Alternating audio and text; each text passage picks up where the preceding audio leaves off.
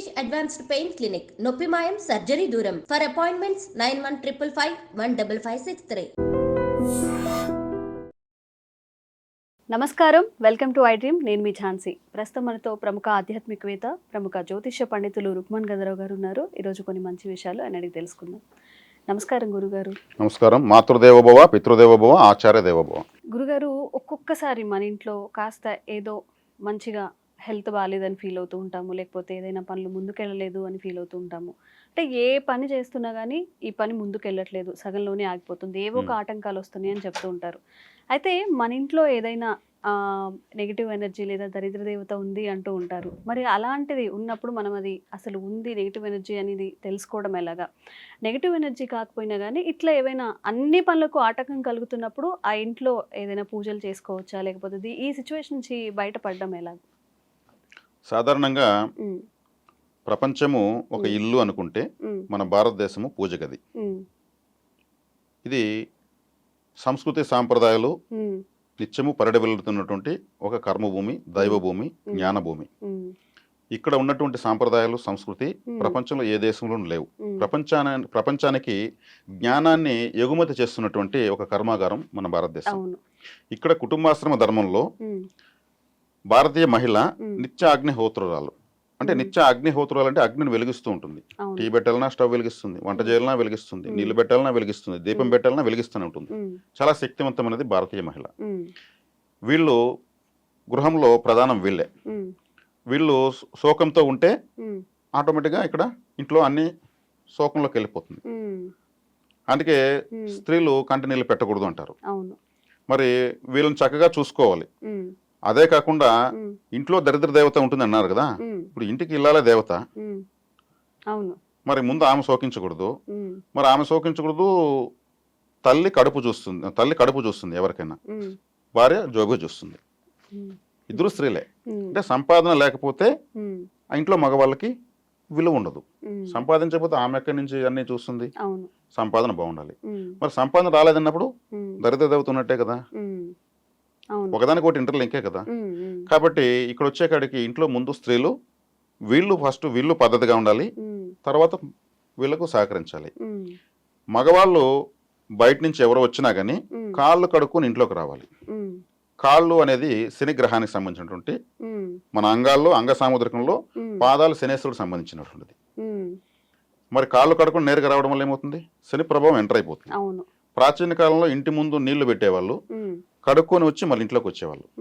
అంటే మనము సమాజంలో ఎన్నో విషయాలు దాటుతూ ఉంటాం, తొక్కుతూ ఉంటాం. ఎవరో ఎన్నో ఉమ్మేస్తుంటారు, ఎన్నో అనవసరమైన పదార్థాలు ఉంటాయి. వాటిలోంచి ఎవరైతే ఉమ్ముంటారో వాళ్ళ ప్రాణశక్తి పైకి లేస్తూ ఉంటుంది. ఇది రోడ్లలో అంతా లేస్తూనే ఉంటుంది, వర్చువల్గా అది కనిపించదు. ఒక పద్ధతి అంటూ లేదు సమాజంలో ఎవరికి కూడా. వీటిని దాటకుండా మనం తిరగలేము. అప్పుడు ఏమవుతుంది? దాటినప్పుడు అది కనెక్టివిటీ అవుతూ ఉంటుంది, ఆ నెగిటివ్ ఎనర్జీ. అందుకు కాళ్ళు కడగాలి. కాళ్ళు కడిగి ఇంట్లోకి వచ్చినప్పుడు ఏమవుతుంది? నెగిటివ్ ఎనర్జీని ఇంట్లోకి మనం తీసుకురాకూడదు కదా, అక్కడే వదిలేసేసి వస్తాం, బయట కడిగేస్తాం. అంటే శనిగ్రహమే రిసీవ్ చేసుకుంటా ఉంటుంది అంతా. అది ఫుల్ లోడ్ అయిపోయి నేరుగా ఇంట్లోకి వస్తారు. ఇంట్లోకి రాగానే స్త్రీ పలకరించగానే చికాకు వచ్చి రాగానే ఒక 5 నిమిషాలు ఉండగానే ఎందుకంటే చెట్టు ఊరు అరుస్తారు. అదే కాళ్ళు కడిగేసి ఇంట్లోకి వస్తే రిలాక్స్ గా ఆ మడక్కనే వీళ్ళే చెప్తారు, ఈరోజు బజార్లో అదైంది ఇదైంది ఇది చేస్తామని చెప్తారు. ఆ రిలాక్సేషన్ అనేది అలా ఉంటుంది. కాబట్టి ఇటువంటివి పాటించకపోవడం వల్ల మీరు ఏదైతే దరిద్రం అన్నారో, లేదంటే అశుభ్రము, వీళ్ళంతా కూడా లోడ్ అయిపోతుంది. ఇల్లు చికాకులు పెరుగుతాయి, ఐకమత్యాలు దెబ్బతింటాయి. కాబట్టి కనీస ధర్మాలు వీటిని పాటించాలి. కాబట్టి ఇక్కడ వచ్చేకాడికి ఇంకా కూడా ఎక్కువగా మనకు ఈ ఆహారము కలుషితమైపోయింది, గాలి కలుషితమైంది, నీళ్లు కలుషితమైంది. అంటే అనారోగ్యాన్ని తింటూ, అనారోగ్యాన్ని తాగుతూ, పీలుస్తూ ఆరోగ్యం ఉన్నట్టు ఫీల్ అవుతున్నాం. అంటే అంటే మాత్ర, అంటే మాత్ర, ఏమి అనకపోతే మాత్ర, అంటే టాబ్లెట్స్ తింటున్నాం. ఇప్పుడు ఏమైంది? శరీర ఆరోగ్యం కూడా దెబ్బతింటా ఉంది. అంటే ఆరోగ్యమే మహాభాగ్యం. మహాభాగ్యం అంటే ఆరోగ్యమే. ఆరోగ్యాలు కూడా క్షీణిస్తున్నాయి. ఇప్పుడు అందరూ అనారోగ్యాలతో బాధపడుతుండడం, ఇల్లంతా కూడా నా టాబ్లెట్ ఇది, నీ టాబ్లెట్ అది, నా కోర్స్ అయిపోయింది అంటుంటే మరి అక్కడ ఎట్లా సౌభాగ్య దేవత ఉంటుంది, దరిద్ర దేవత కదా ఉంటుంది. అంటే ప్రతి గృహం ఇలా రకరకాలుగా వాతావరణాలతో నిండిపోతా ఉంది. మరి దీనికి పరిష్కారం ఏంటి? నాలెడ్జ్ గా ఉండడమే. ఈ తెలివితేటలు, ఈ నాలెడ్జ్ ఉన్నప్పుడు ఆటోమేటిక్ అప్డేట్ అవుతాం. దీన్ని తెలుసుకున్న కనీస ధర్మాలు పాటించడం వల్ల. ఇప్పుడు ఒక రథంలో దేవత ఊరేగింపు వస్తా ఉంది. దేవత ఊరేగింపు వస్తుంటే రోడ్డు చెత్త వేస్తారా? లేదు. నీట్గా శుభ్రం చేస్తారు, మనకి ఎంత పనున్నా ఆగి నమస్కారం ముగ్గులేస్తారు, చేసుకొని వెళ్తాం. అవును, అలకుతారు, అవును.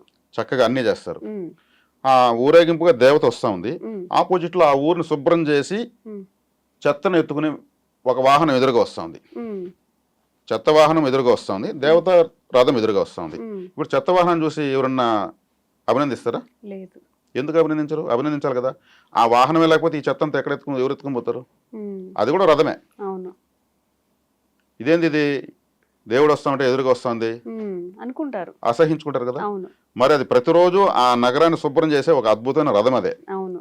ఆ రథాలే లేకపోతే ఒక వారం రోజులు ఉమ్, దాని విలువ తెలుస్తుంది. అవును. అర్థమైందా? ఉమ్, కాబట్టి ఇక్కడ ఆలోచిస్తే ఉమ్, ఒక సంవత్సరానికి ఒక రోజు వచ్చే దేవతకు ఉమ్, ప్రతిరోజు వచ్చేటువంటి రథం చెత్తబండికి ఉమ్, విలువ ఉంది. ఉమ్, ఇక్కడ దరిద్రము అని మనం అన్నాం, కానీ అదే చెత్త ఇంట్లో కూడా మనం పెట్టుకోకూడదు. చెత్త బండిలాగా ఇంట్లో పెట్టుకోకూడదు. ఉమ్, ఓకే. ఉమ్, దేవుడి ఎప్పటికప్పుడు రథం లాగా శుభ్రంగా. పెట్టుకోవాలి. ఉమ్, శుభ్రత చాలా ఇంపార్టెంట్. ఉమ్, కాబట్టి ఈ శుభ్రత మానసిక శుభ్రత, శారీరక శుభ్రత, ఉమ్, పరిసరాల శుభ్రత. ఉమ్, గాంధీ మహాత్ముడు ఆయన ఉన్నప్పుడు ఒకసారి పాఠశాలకు ఉమ్, విజిటింగ్కి వెళ్ళాడంట, ఉమ్, ఒక పాఠశాలను పరిశీలించేదానికి. ఉమ్, గాంధీ మహాత్ముడు శుభ్రంగా పెట్టారు, ఉమ్, ఎప్పుడు లేని క్రమశిక్షణగా ఉన్నారు. ఉమ్, ఉపాధ్యాయులంతా చక్కగా బట్టలు వేసుకుని ఈ రోజు మళ్ళీ మళ్ళీ చూసుకున్నారు. ఉమ్, పిల్లలందరూ చెప్పారు గాంధీ మహాత్ముడు వస్తున్నారు, ఈ రోజు యూనిఫామ్ రావాలి, ఉమ్, ఆయన ఎవరిని అడిగినా సమాధానం తడబడకుండా చెప్పాలి, ఇట్లా ప్రిపరేషన్ అయ్యారు. ఉమ్, ఉమ్, గాంధీ మహాత్ముడు పిల్లలంతా కూర్చొని ఉన్న తర్వాత ఇక్కడ ఎవరు చదువు చెప్పేది అన్నారు. ఉమ్, అందరూ ఆ ఉపాధ్యాయులు ఒకరికొకరు చూసుకున్నారంట. ఉమ్, చదువు చెప్పేవాళ్ళు ఎవరంటే, నేను సోషల్ స్టడీస్, నేను మ్యాథమెటిక్స్, ఉమ్, నేను తెలుగు, నేను సాంస్క్రిట్ ఇలా చెప్తున్నానంట. ఉమ్, అది కాదయ్యా, నేను అడిగి చదువు చెప్పేవాళ్ళు ఎవరు అన్నారంట. ఉమ్, మళ్ళీ అందరూ ముఖాలను చూసుకున్నారు. ఉమ్, మీరు చెప్పేది చదువు కాదు, ఉమ్, క్రమశిక్షణ, శుభ్రత, దేశభక్తి, ఉమ్, వీటిని గురించి బోధించేదానికి ఉపాధ్యాయులు లేడా అని అడిగాడంట ఆయన. ఉమ్, సోషల్ స్టడీస్ ఇవన్నీ చెప్తారు, ఉమ్, క్రమశిక్షణ లేకుండా ఇవన్నీ చెప్పించి వీళ్ళు దేశానికి ద్రోహులైపోతే ఏం చేస్తారు? ఉమ్, దేశభక్తిని చెప్పించేదానికి టీచర్ లేడా? ఉమ్, పరిసరాలు శుభ్రతగా పెట్టుకోవడానికి టీచర్ లేడా? ఉమ్, ఆరోగ్య శుభ్రతను ఎలా చూసుకోవాలి టీచర్ లేడా? ఉమ్, భవిష్యత్తుని ఎలా నిర్మించుకోవాలనే దానికి ప్రణాళికలు చెప్పేదానికి టీచర్ లేడా? అది ఆ టీచర్ లేకుండా ఈ టీచర్లు ఎందుకు అన్నాడంటే ఆయన. ఉమ్, ఆయన దేశ నాయకుడు కాబట్టి మహాత్ముడు అన్నారు అందుకే అని. ఉమ్, అంటే ఇక్కడ మనకు చివరికి వచ్చేకాడికి మన పరిశుభ్రత పైనే మనకు అన్నీ ఆధారపడి ఉన్నాయి, ఉమ్, అవును. అంతే కదా. ఉమ్, కాబట్టి మనం ఎంత శుభ్రంగా ఆలోచించగలుగుతామో మన జీవితం కూడా అంత శుభ్రంగా క్లెన్సింగ్ అవుతానే ఉంటుంది. ఉమ్. ఈ ఆలోచన విధానమే. అంటే ఎప్పుడు ప్రశాంతంగా థాట్స్ కానీ, బాగుంటే మన రూట్స్ నెగటివ్స్ బాగుంటాయి, కాకుండా పాజిటివ్ థింకింగ్ లో వెళ్ళాలి దానికి అంటారు. అడిక్ట్ అవ్వాలి. ఉమ్, థాట్స్ బాగుంటే రూట్స్ బాగుంటాయి, ఉమ్. రూట్స్ బాగుంటే ఫ్రూట్స్ బాగుంటాయి, ఉమ్, థాట్స్ బాగాలేకపోతే అన్ని డ్యామేజ్ అవుతాయి. ఉమ్. మరి కొంతమంది ఎప్పుడు నెగిటివే అనుకుంటారు, వాళ్ళు ఎంత కష్టపడినా ఏ పని చేస్తున్నా ఇది జరగదేమో, ఇది అవ్వదేమో అంటూ ఉంటారు. దానికి కూడా ఇదే కారణం అంటారా? ఖచ్చితంగా అదే కారణం. ఉమ్, వాళ్ళకి ఆ ప్రిపరేషన్ బ్రెయిన్లో దాన్ని తయారు చేసి వదిలేస్తుంటారు ఒక మిషన్ లాగా. ఉమ్, ఉమ్, ఏది ఎక్కువ కోరుకుంటే బ్రెయిన్ అదే తయారు చేస్తుంది. ఉమ్, పెటల్స్, ఎలిమెంటల్స్ అంతా ఉంటాయి, ఉమ్, ఉమ్, అవన్నీ తారుమారు ఉంటాయి. ఉమ్, వాళ్ళు బాధపడడానికి ఎక్కువ ఇష్టపడతారు. ఉమ్, నేను ఒక జోక్ వేస్తాను, ఉమ్, మీరు నవ్వుతారు. ఉమ్. సేమ్ జోక్ మళ్ళీ రెండోసారి వేస్తాను, మొదటిసారి నవ్వునంత నవ్వుతారా? లేదు, మూడోసారి వేస్తాను, మళ్ళీ అంతే నవ్వుతారా? లేదు, అంత నవ్వలేదు. ఐదోసారి వేసేకాడికి విసుగు వచ్చేస్తుంది. అవును. అదే నేను బాధ చెప్తాను మీకు, బాధలు ఉమ్, ఒక గంట సేపు వింటారు.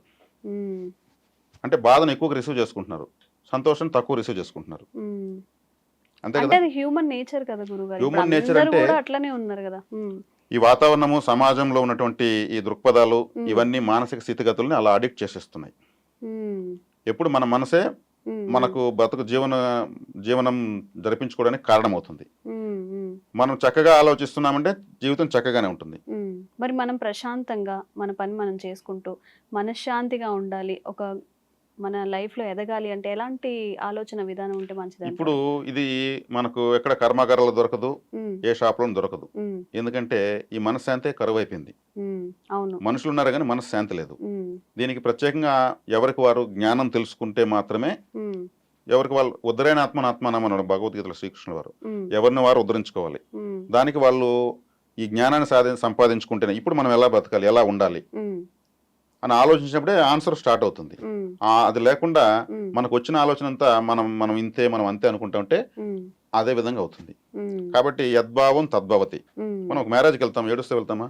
లేదు, ఒక డెత్కి వెళ్తాం, నవ్వుతూ పోతామా? లేదు. అక్కడున్న పరిస్థితి యద్భావం పరిస్థితులను బట్టి. యద్భావం తద్భవతి. అక్కడ ఉన్న వారిని బట్టి మనం వెళ్తున్నాం. అవును. మరి ప్రతిరోజు మనం ప్రతి విషయం పట్ల అదే విధంగా ఐడియాలజీతో ఉంటే ఏ విషయానికి ఎలా ఉండాలో మనకు ఆన్సర్ ఉందా? యద్భావం తద్భవతి. కాబట్టి దేనికి ఎలా ఆలోచించాలో దేనికి ఎలా ఉండాలో ఉండగలుగుతాం. దాన్ని మనమే క్రమశిక్షణ లేకుండా మారిపోతున్నాం. దీనికి వేరెవరూ కారణం కాదు, ఎవరికి వాళ్ళే శత్రువులు. మన మనసును మనం కంట్రోల్ చేసుకోవాలి. కాబట్టి ఈ మానసిక బలాన్ని శక్తిని ఒక లాజికల్ గా తెలుసుకుని అప్లై చేస్తూ వస్తే ప్రతి క్షణము మన స్వర్గంలో ఉన్నట్టే ఉంటుంది. ఈ భూమి పైన ఇంకొక భూమిని మనం చూడొచ్చు, లేదంటే ప్రతి క్షణం నరకంగానే ఉంటుంది.